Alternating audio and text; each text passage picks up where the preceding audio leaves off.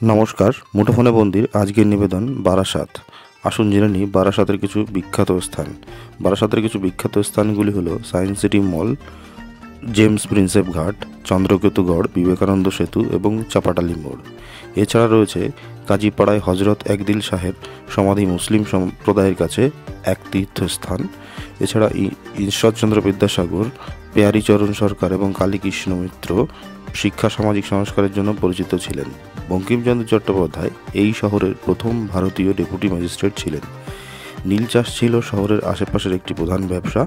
পশ্চিমবঙ্গ সরকার 2008 সালে বারাসাতের West Bengal state university স্থাপন করেন।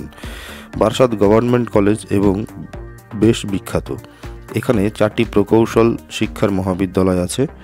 কলকাতা, উত্তরবঙ্গ, বাংলাদেশ এবং পশ্চিমবঙ্গের অন্যান্য শহরের সাথে বারাসাতের সড়কপথে সুসংযুক্ত রয়েছে। এই জায়গাটি বর্তমান শিয়ালদহ থেকে 22 কিলোমিটার দূরে অবস্থিত, যা উত্তর 24 পরগনা জেলায়। এটি একটি পৌরসভা অঞ্চল। বারাসাতে মোট 5টি রেলওয়ে প্ল্যাটফর্ম রয়েছে এবং শিয়ালদহ ডিভিশনের 4টি কারশেডের মধ্যে একটি এখানে অবস্থিত। কোনো রেলগেট না থাকায় কারশেড থেকে সবচেয়ে কম সময়ে গাড়ি প্ল্যাটফর্মে আসা ও প্ল্যাটফর্ম থেকে কারশেডে যাওয়া সম্ভব। বারাসাত থেকে ভাগ হয়ে গেছে ব্রাঞ্চ লাইন হাসনাবাদের দিকে। সাধারণত জংশন লাইন স্টেশন থেকে ব্রাঞ্চ লাইনে যাবার সময় এর কিলোমিটার নতুন করে শুরু করা হয়। যেমনটা দেখা যায় এদিকে কালীনারায়ণপুর থেকে শান্তিপুর হয়ে কৃষ্ণনগর পর্যন্ত রেল রুটে ব্রাঞ্চ লাইন হওয়ার কারণে এখান থেকে 0 কিলোমিটার থেকে শুরু হয় এবং সর্বশেষ স্টেশন অর্থাৎ এই রুটের যে ব্রাঞ্চ লাইন রয়েছে তার সর্বশেষ স্টেশন হলো হাসনাবাদ। এখানে পৌঁছাতে 52 কিলোমিটার রাস্তা, মাঝখানে 18টি প্ল্যাটফর্ম রয়েছে। পাশাপাশি বনগাঁ যেতে 54 কিলোমিটার পাড়ি দিতে হয় এবং এর মাঝখানে 10টি প্ল্যাটফর্ম অতিক্রম করতে হয়।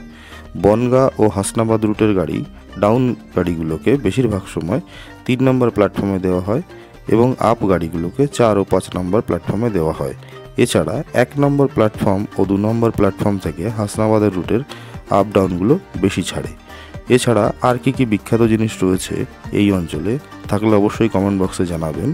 ধন্যবাদ। আজকের মতো ভিডিওটা এখানেই শেষ করছি। ভালো থাকবেন। ভিডিওটি কেমন লাগলো কমেন্ট বক্সে জানাতে ভুলবেন না। পাশাপাশি এটাও জানাবেন যে আর কোন রেলওয়ে স্টেশন এরকমভাবে আপনারা দেখতে পছন্দ করেন। ভারতীয় রেলের সবার শুভযাত্রা কামনা করে সম্পূর্ণরূপে শেষ করছি আজকের ভিডিও। ধন্যবাদ।